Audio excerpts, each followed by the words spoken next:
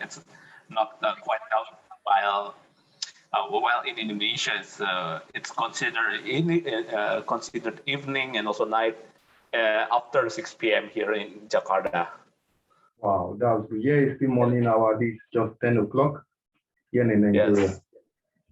It's already well in Nigeria it's still morning. Yes, good morning for all Nigerians here, and so glad to see you here from Indonesia, from Jakarta. Well, it's today's host, this year's host of the presidency of the G20 G20 summit. Wow, good to see you. How's we been faring since the Youth Summit, Global Youth Summit? Oh yeah. It's World Bank, right? Yes, it's yes. So glad to see you here from the World Bank for the World Bank Youth Summit. It's so we are getting learned lots of the lessons, also lots of insights here from the speakers, and including the speakers from the G20 officials from Indonesia. Especially that's good. And now what's your commitment towards the inclusion, sustainable growth, and everything around? Yes.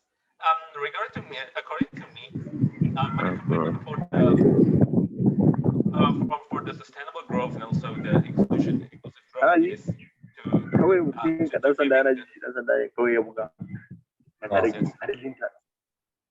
I have insights, also I have the vision, also I have the interest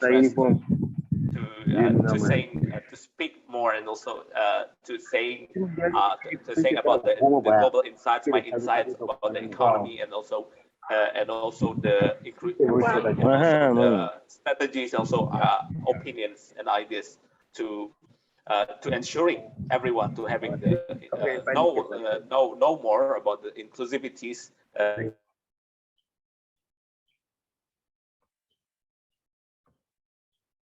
Andy, please unmute yourself so I can see you. It's like you're muted. Andrew, can you unmute yourself? Have you done? Andrew, can you unmute yourself? Okay. Yes. Okay. Yes. Anyway, my vision. Okay. I would like to answer the previous question, and my commitment, and also my aim for the ensuring and also the developing the inclusivity and also the economic growth, sustainable economic growth is to learning, to having the constant learning, and also to the constant of the experience sharing, and also idea sharing about how many countries are empowering the inclusivity to reach more and also impact more societies, no matter what, no matter races, no matter the economy levels, and also no matter professions, and also no matter is that they already have privilege or not, and etc. as well.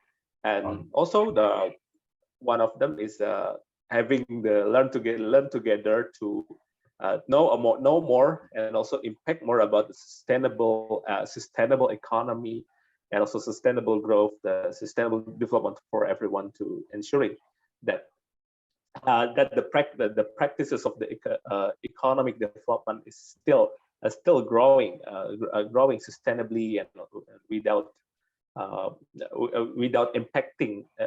affecting the future's potential of the economic growth as well. Wow. What's your favorite SDG among the 17 goals? What's your favorite? Can you unmute yourself?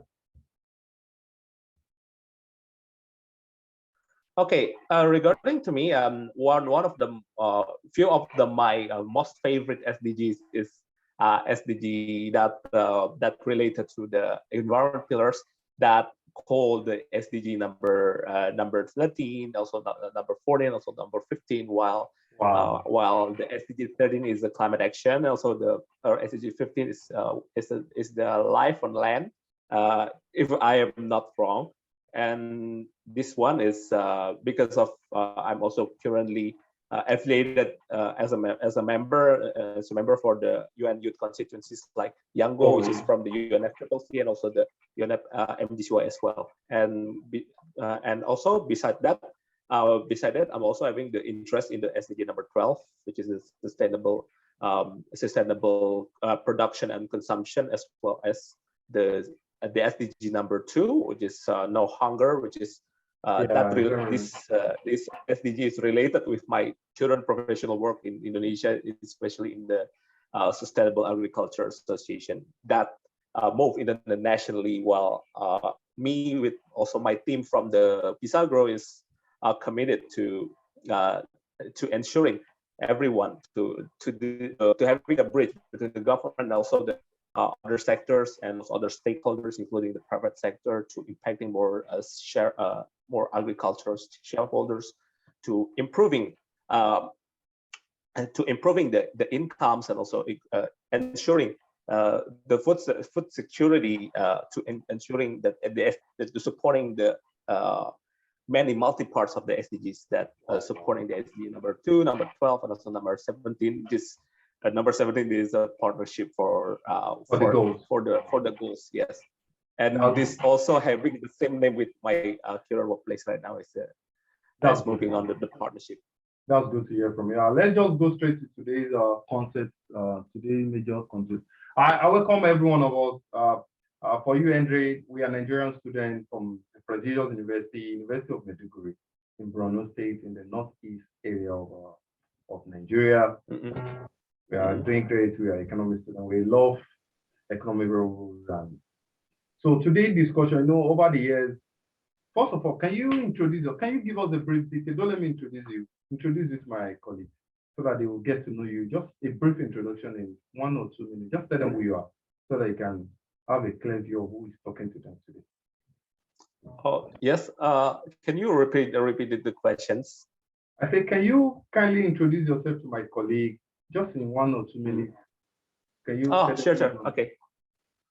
Yes, sure. Thank you. And also thank you very much for the Adegaran.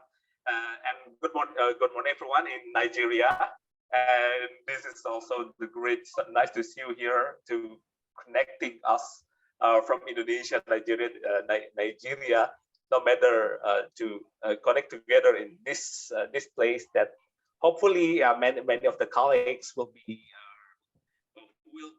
happy, and also will be glad to learn together from me, also from you all. And first of all, I want to introduce myself. My name is Henry Surya Wicaksana, or shortly you can call me Henry. And currently, I'm from Indonesia, and I was a graduate from the Computer Science and Electronics department from the Universitas Gadjah Mada, which is one of the prominent Indonesian university in the last year. And yes, this is that I'm really actually a multidisciplinary person, while I'm actually having the interest in the economics and also the sustainable development, while I'm also actually having the interest in the consulting field. And currently I'm working at the one of the Indonesia's association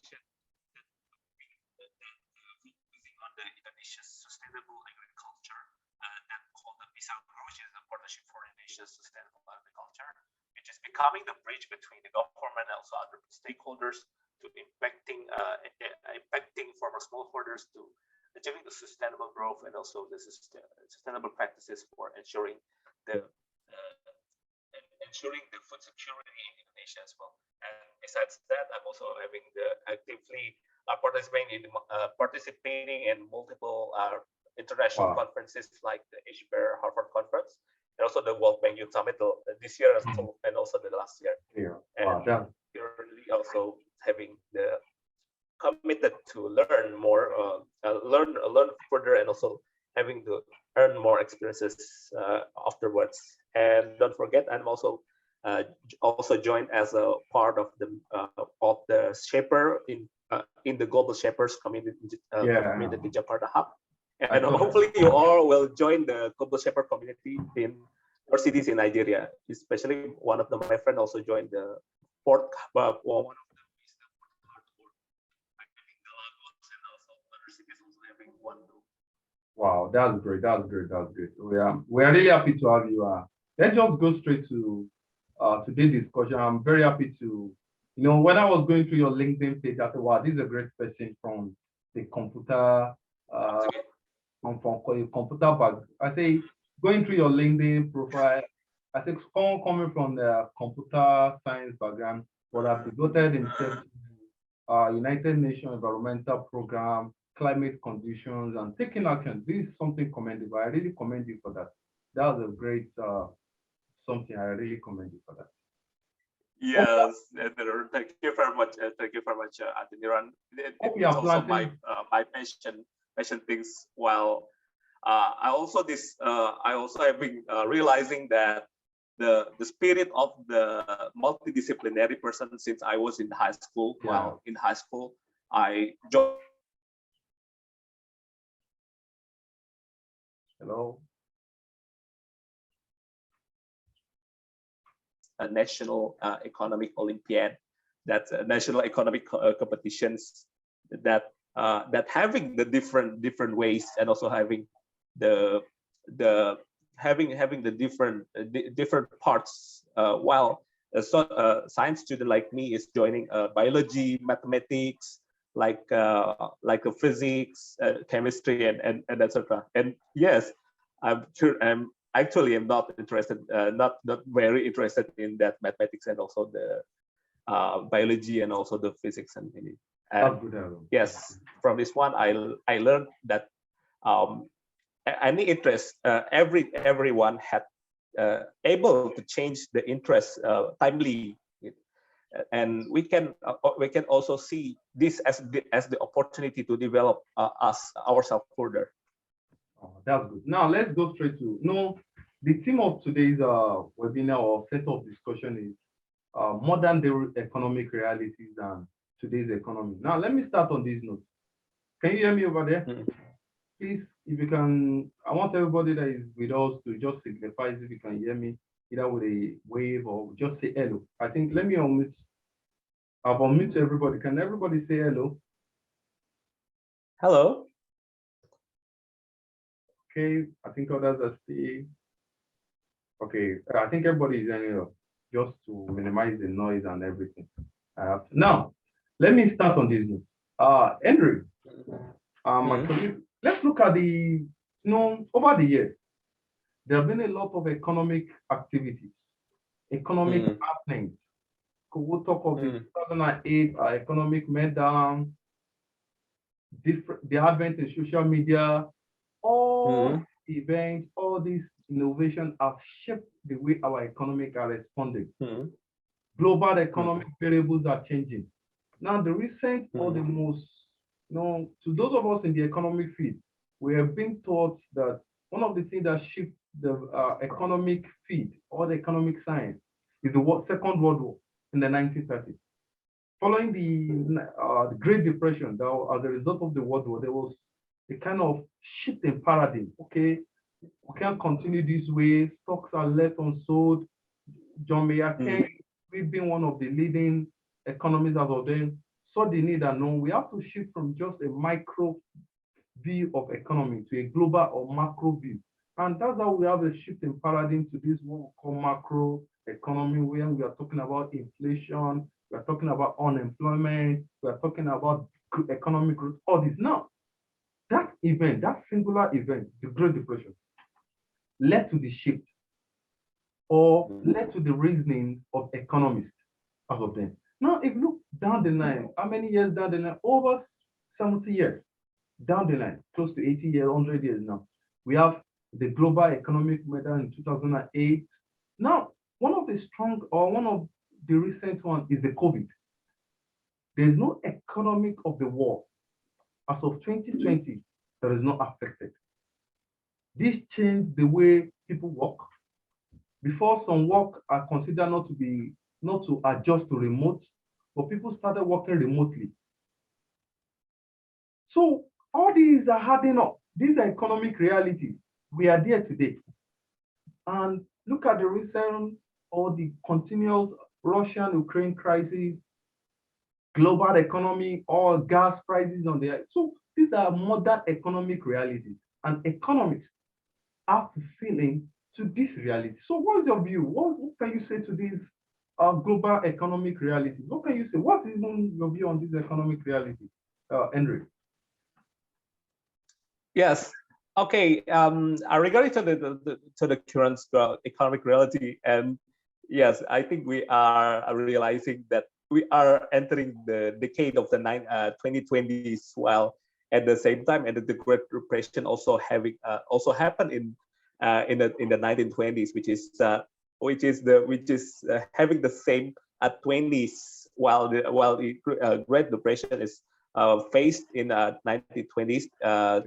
To be precise, in 1929, Yeah, and also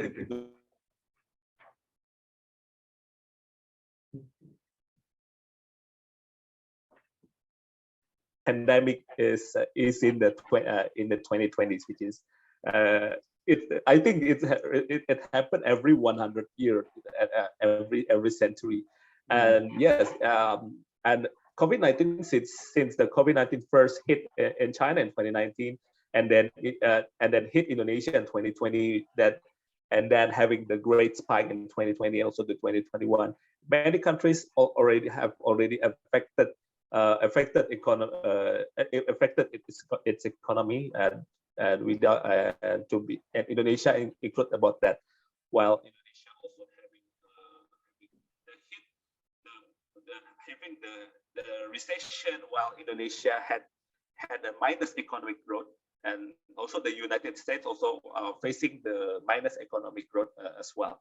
And right now, this part of global economy is recovering, but we are also having the same another facing another challenges. That this is the I can say that this is the great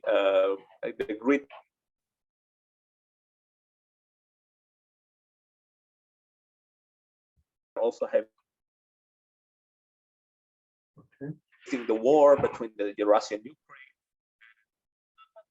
We are also facing the stagflation, while the inflation rises, but in the same time, the economic growth is a falling down as well. And I see that global economic growth is, according to the World Bank, one of the sources is World Bank, is global economic is shrinking, especially in the East Asia and Pacific, and including Indonesia. Wow. While Indonesia had some challenges, while some of the Indonesian economists that predict that we are still on war and in doubt, while Indonesia is that economic growth is really growing fast, or stagnant, or declining. And while Indonesia is included as one of the part of ASEAN, while the Vietnam also facing the COVID spikes, and also the Singapore, despite of it, Singapore is really quite more free than Indonesia, but the COVID cases still are rising, and also but Vietnam is still having the challenges as well, and Indonesia also having the same things as well. While and current and in reality, we are also facing the inflation that many countries are still not safe, especially in Malaysia. That they are I see that the inflation that making the chicken rice in Singapore is really rare, especially that the Ukrainian Russian-Ukrainian war that impacted the global supply chain, that impacted the wheat production in two countries as well, that having the great impact to the world. That's good. To some people, they wake up to this reality as something new.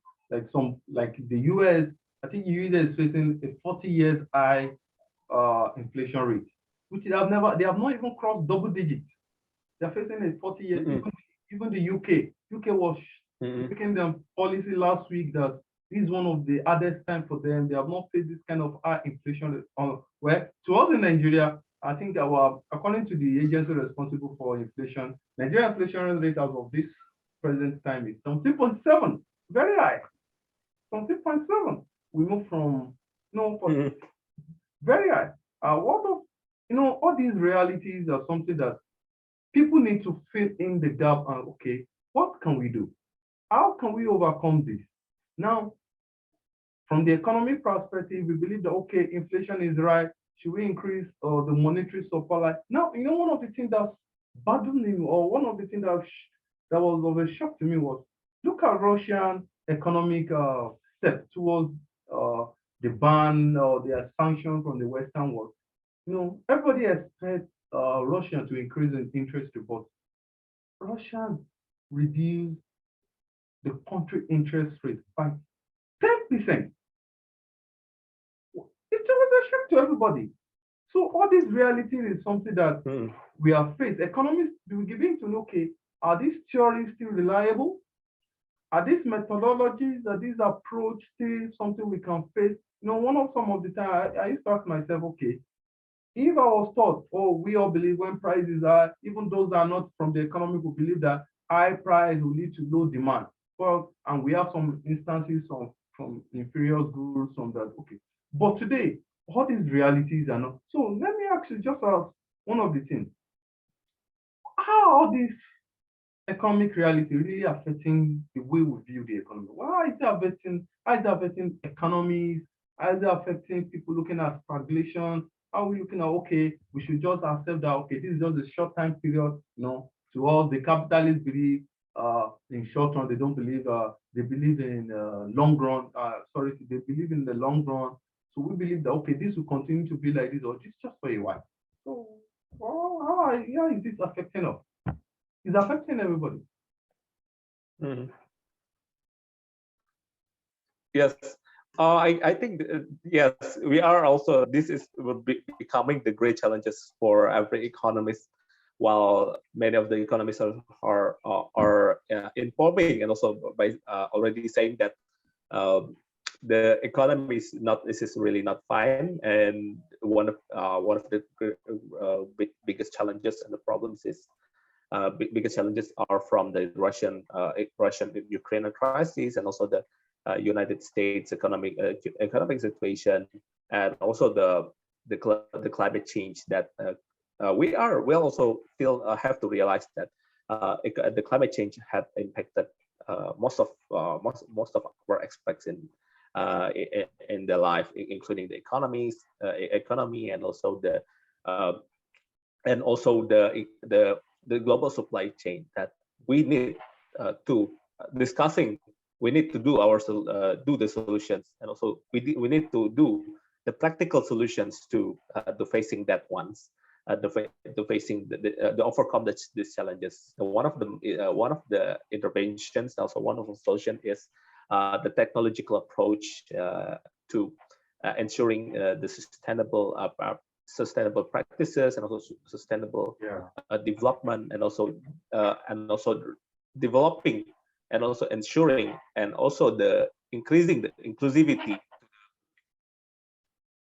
Wow, that's a great one. That's a good. Now, Andrew, let me just check this in. Now, we have talked mostly on the economic perspective. Now, let's look at the environment part. The increase in natural disaster, or should we call it man-made disaster? No. Just a few months ago in South Africa, here in Africa, they witnessed one of the greatest floods, killings leaving about 400 plus dead bodies. India, in Asia, witnessed one of the greatest floods, leaving a lot of dead bodies. All over here in Nigeria, even to some, like one of the major occupation to some, let's say, to a large number of it is farming, witness variation in rain. So this is the environment implication of this economic reality. What do you have to say to this as someone that love environment so much?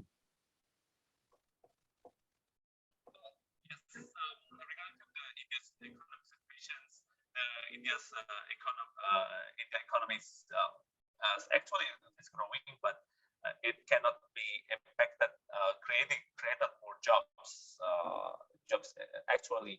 While despite of India has already exported the workforces into the many parts of the countries, including Indonesia and also the many countries in Africa, including Nigeria. That the Asia currently expanding its economy to Africa. One of them is India, Indonesia, and also the Africa.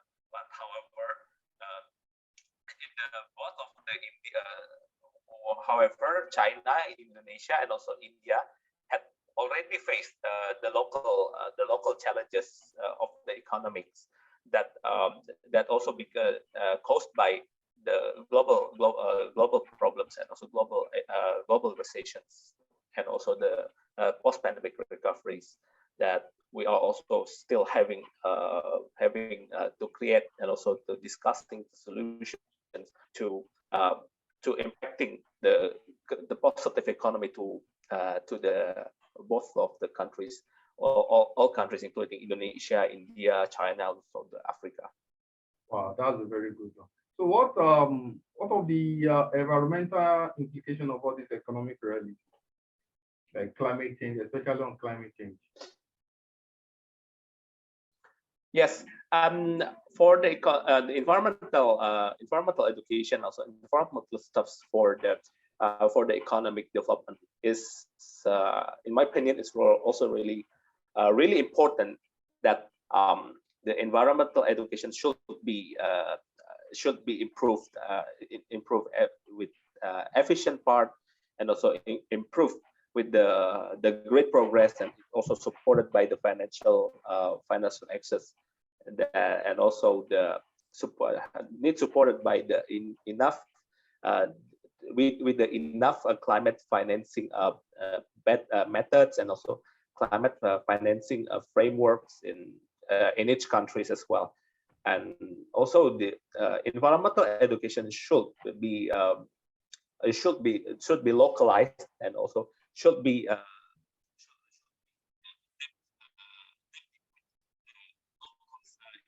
environmental issues such as in all countries, in like Maldives and also the island countries that already face the sea level rises, and also the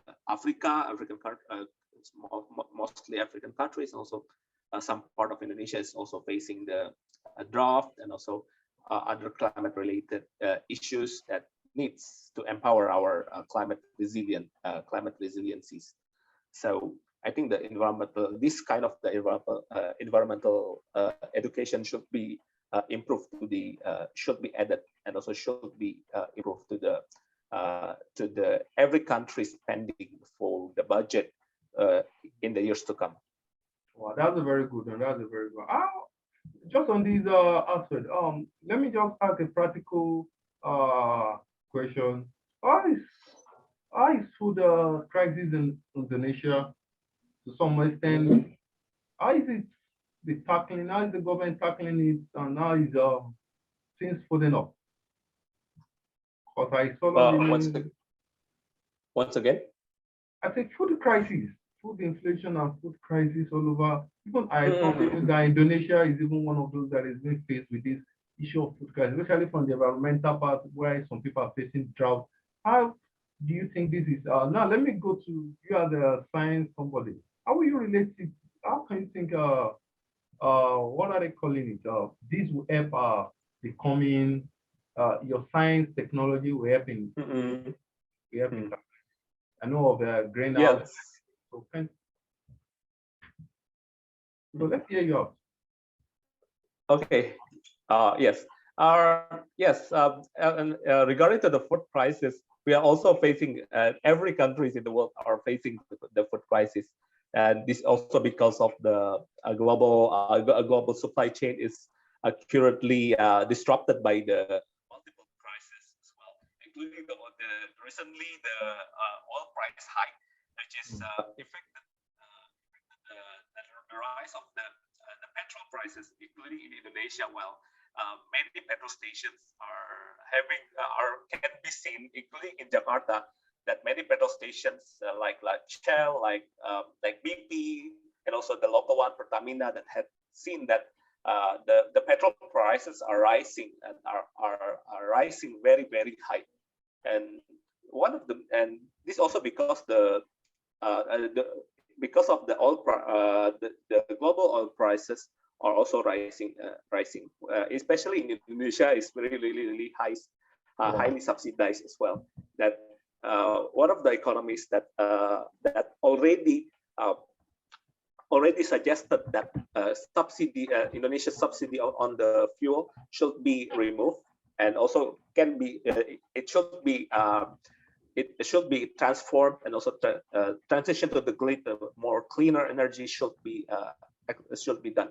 And regarding to the food crisis, the climate change is really having this affected strongly to the many people on the country, including Indonesia. While we are already in the climate change, climate crisis, climate issues, that it's also inevitable. While the climate crisis cannot be hindered. Wow.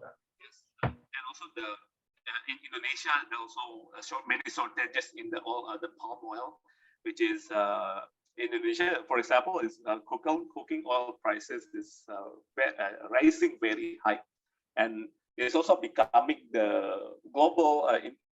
Many people in Indonesia are shouting aloud regarding to the shortages of the oil, palm oil, the cooking oil, and also cooking oil shortages, and also other food sectors, including including multiple food commodities as well. And yes, regarding to that, it's multiple crises, including the climate crisis. It's affecting so much in the food supply chain, and also the food security. Oh, that was very good. That was a very good one. Now, thank you so much. Now let's look at let's take a look at, okay, because before I ask the next question, the meeting will start by 10:40. But before that, I don't know those that are with us, if there's anybody that wants to say one or two things before we ask one or.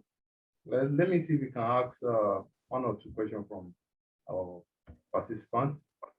Okay, please, everybody you can unmute yourself, and in case we have, let me even allow them to introduce themselves one after the other. Please, can you just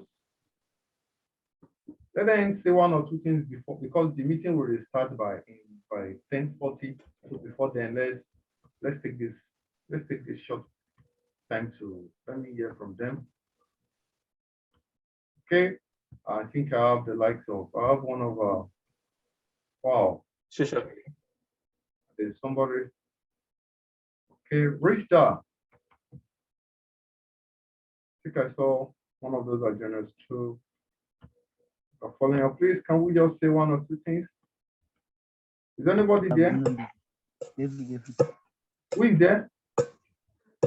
Ezra.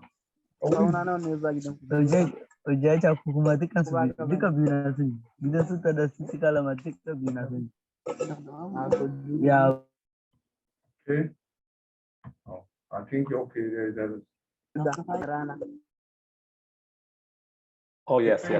Okay. Can we hear you? Someone's asking. Yeah. You will to ask the question. You will. Okay, I think they want to follow. They want to follow through that. Okay, let's. The meeting will stop. Can we? Yes, good.